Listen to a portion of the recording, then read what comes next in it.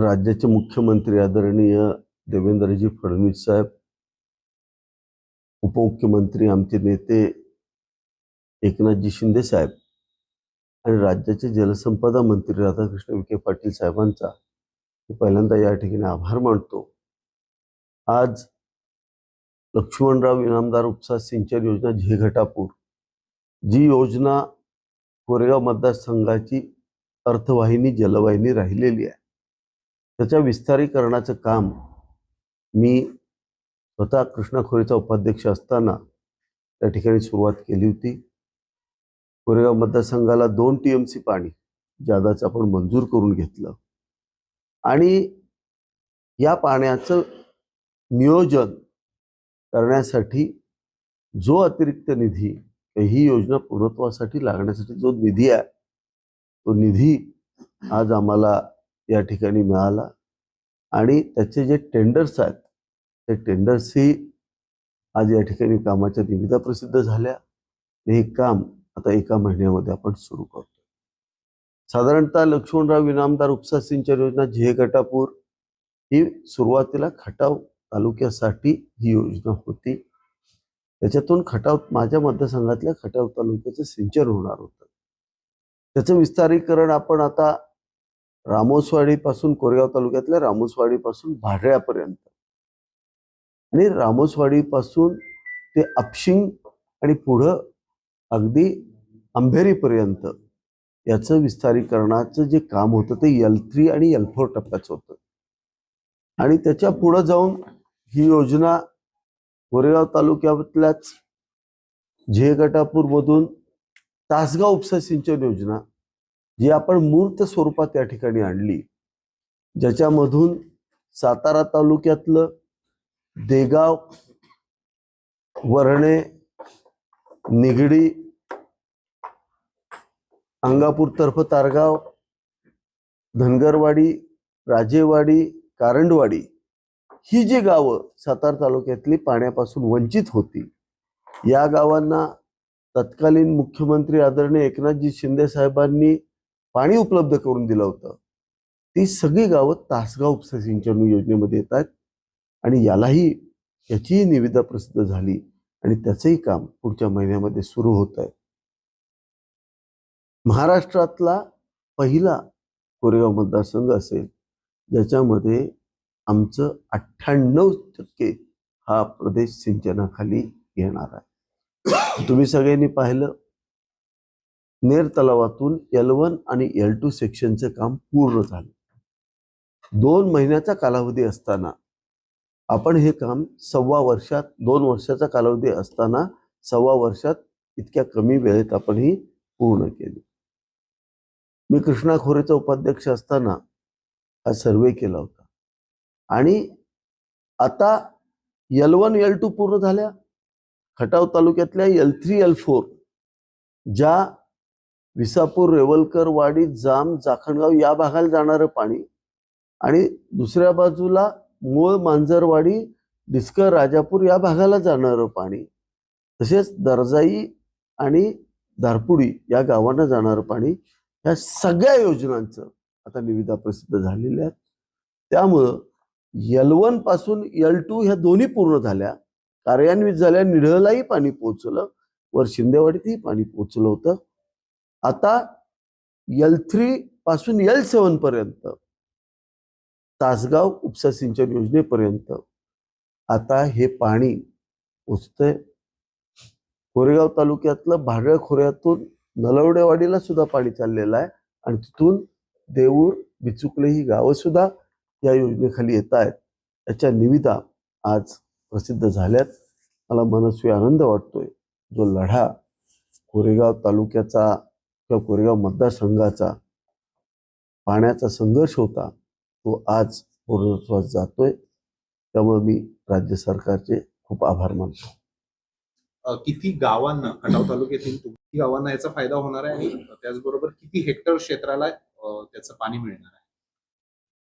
साधारणतः 1,90,000 एकर क्षेत्र हे ओलिताखाली येणार आहे। एवढं प्रचंड मोठ्या प्रमाणात क्षेत्र खटाव तालुका, कोरेगाव तालुका आणि सातारा तालुका या तिन्ही तालुक्यातलं मिळून 1,00,000 हे एवढं प्रचंड मोठं क्षेत्र आज या ठिकाणी ओलिताखाली येत आहे. आणि याच्यातूनच आता आपण पुढचा टप्पा जो घेतोय आणि हे सगळं पाणी जे आहे हे पुढच्या टप्प्यातलं हे पीडीएन पाईप डिस्ट्रीब्युशन नेटवर्कच्या मार्फत हे सगळीकडे पोहोचणार आहे. आणि या योजनेचं एक वैशिष्ट्य आहे, 15 एकराला एक टी आहे. हे महाराष्ट्रातला पहिला प्रयोग जो कृष्णा कोरेचा उपाध्यक्ष असताना मी राबवला आणि तो आता कोरेगाव मतदारसंघामध्ये राबवतोय. 15 एकराला एक टी या पद्धतीने हे डिस्ट्रीब्युशन. जलसंपदा मंत्र्यांना तुमच्याच तालुक्यातले माजी जमलं नाही, तुम्ही उपाध्यक्ष असताना करून दाखले प्रश्न करायचा. आम्ही ही निवडणूक स्थानिक भूमिपुत्र विरुद्ध बाहेरचा अशी लढलो होतो. शेवटी आम्ही तिथं राहणारी लोक आहोत. आम्हाला तिथल्या दुष्काळाची जाणीव आहे आणि मला जी संधी दिली, माझं जरी पद छोटं असलं तर ती संधी आम्ही म्हणजे सत्यात आणण्यासाठी प्रामाणिक प्रयत्न केला. दादा, सातारा, कोरेगाव आणि खटाव या 3 तालुक्यातील किती गावांना याचा फायदा होणार? साधारणतः आता खटाव सगळ्यात 98% गावं सिंचनाखाली येणार आहेत. 98%. नदी आणि कॅनॉलचं जे इरिगेशन आहे, धूम कॅनॉलचं इरिगेशन आहे, ते सोडून सगळीच गावं याच्यात कव्हर केलेली आहेत. आणि याचं एक वैशिष्ट्य असं आहे, या योजनेचं अजून एक मोठं एक चांगली गोष्ट आहे की जे पाणी वाहून जात आहे ते आपण कोरेगाव तालुक्याच्या डोक्यावरती म्हणजे भाडळ खोऱ्यापासून रामोसवाडीपासून भाडळ खोऱ्यापर्यंत त्या ठिकाणीही 2 TMC पेक्षा जास्त जे पाणी वाहून जाणार आहे ते पाणी आपण 2.5 TMC पाणी हे आपण तालुक्याच्या डोक्यावरती साठवणार आहे. साधारण निधीचं वितरण कसं असणार या सगळ्या प्रोजेक्टचं? आता साधारणतः आता प्रत्येक L1 सेक्शनला वेगळा साधारणतः या ठिकाणी इथं डिस्ट्रीब्युशन आहे. काहीला 735 कोटी मिळालेत, काहीला 127 कोटी मिळालेत, 103 कोटीचा आहे. जो टप्पा जसा आहे, छोट्या टप्प्याला कमी आणि मोठ्या टप्प्याला जास्त अशा पद्धतीने 1800 कोटी. 1800 कोटी साधारणतः 1800 कोटी रुपयाचा हे काम आहे टोटल सगळं मिळून. तर 98% क्षेत्र येत असताना पण कोरेगाव शहराला मे महिन्यामध्ये प्रचंड प्रमाणामध्ये जे पाण्याचं संकट येत असतं, तर कोरेगाव शहरावरती काही तुम्ही काम केलेलं आहे का? हा, कोरेगाव शहरामध्ये पाण्याचं संकट येण्याचं कारण झे गटापूरचा जो बॅरेज आहे त्याच्या खाली ती विहीर आहे आणि ती फार जुनी विहीर आहे. आणि त्या ठिकाणचं जे पाणी विजेचं कनेक्शन होतं ते पण कनेक्शन 24 तासाचं नव्हतं. आता मी स्वतःची जागा 3 गुंठे जी स्वतः विकत घेतली होती पाण्यासाठी, ती बंधाऱ्यातली जागा मी स्वतः दान केली नगरपालिकेला. नगरपालिकेने आता मी 67 कोटीची पाणी योजना आदरणीय उपमुख्यमंत्री एकनाथ शिंदे साहेबांनी मला मंजूर करून दिली कोरेगाव शहराला. तिथं विहीर काढायचं काम चालू झालेलं आहे. तो सोर्स आणि त्याला सोलारचं कनेक्शन आहे, तर 24 तास उपसा होणार आहे. शिवाय त्याची सेपरेट पाण्याची पंपिंगची लाईन आहे. त्याच्यामुळं 24/7 पाणी योजना आम्ही कोरेगावची कार्यान्वित करतोय. त्याचं 80% काम पूर्ण झालंय. एकदा पंपिंग स्टेशन आणि हे काम पूर्ण झाले की पाण्याचा स्रोत कुठलाही प्रॉब्लेम येणार नाही. लढणार जिल्हा परिषद, मग ते कुठल्या चिन्हावर लढणार? शिवसेनेकडनं लढणार का बीजेपी? आमच्याकडं महायुती म्हणून आम्ही लढण्याचा निर्णय घेतलेला आहे. वरिष्ठांची सगळ्यांशी चर्चा झालेली आहे. वरिष्ठ ज्या पद्धतीने सांगतील त्या पद्धतीने तशी चिन्ह दिली जातील. आणि साताऱ्यातलं काय असेल? काय आम्ही महाराज, आमचं ट्युनिंग चांगलं आहे, खाली जयाभाऊचं आमचं ट्युनिंग चांगलं आहे. आम्ही एकत्र बसून निर्णय घेणार आहे. जे वरिष्ठ सांगतील त्या निर्णयाप्रमाणे आम्ही जायचा निर्णय घेतला आहे. परंतु आमचा आग्रह एवढाच असणार आहे की ज्या लोकांनी प्रामाणिक पक्षाबरोबर दोन्ही निवडणुकीला राहिलेले आहेत त्यांना उमेदवारी द्यावेत, एवढाच छोटासा आग्रह माझा असेल. आणि ज्यांनी चांगलं काम केलंय, लोकांच्यामध्ये ज्याची इमेज चांगली आहे, अशा लोकांना त्या ठिकाणी द्यावं असा आमचा आग्रह असेल. नगरपालिका निवडणुकांमध्ये पालकमंत्र्यांनी शिष्टाई केली होती. सगळ्या घटक पक्षांशी चर्चा करण्याची तयारी पण झाली होती, पण काही कारणास्तव ती चर्चा होऊ शकली नाही. आणि त्यामुळे काही वेळेला आपल्याला विरोधात म्हणजे महायुतीतलेच घटक पक्ष नगरपालिकेत समोरासमोर लढले असं चित्र पाहायला मिळालं. जिल्हा परिषदेसाठी तसं परत समन्वय बैठक किंवा त्या पद्धतीची काय रणनीती असणार? राज्याची समन्वयाची जी बैठक झाली त्या बैठकीमध्ये मुख्यमंत्री, उपमुख्यमंत्री आणि स्वतः आमचे पालकमंत्री होते, समन्वय समितीचे सगळे सदस्य होते. त्या ठिकाणी असा निर्णय करण्यात आला की आमदार त्यांच्या स्तरावरती निर्णय घ्यायला त्यांनी घ्यावेत पालकमंत्र्यांबरोबर बसून.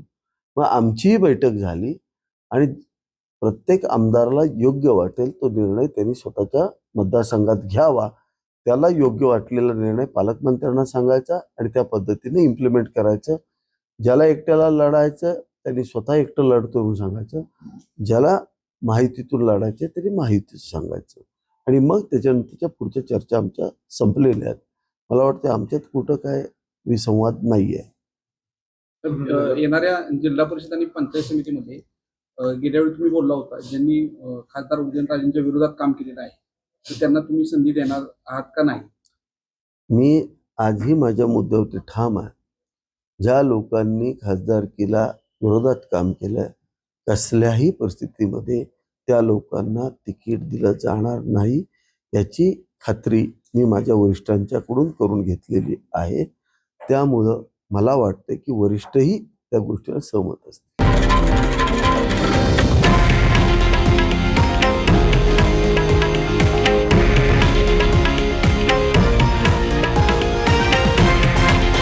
हे आहे देशातील नंबर 1 न्यूज नेटवर्क आणि आपण पाहत आहात TV9 मराठी, एकमेव.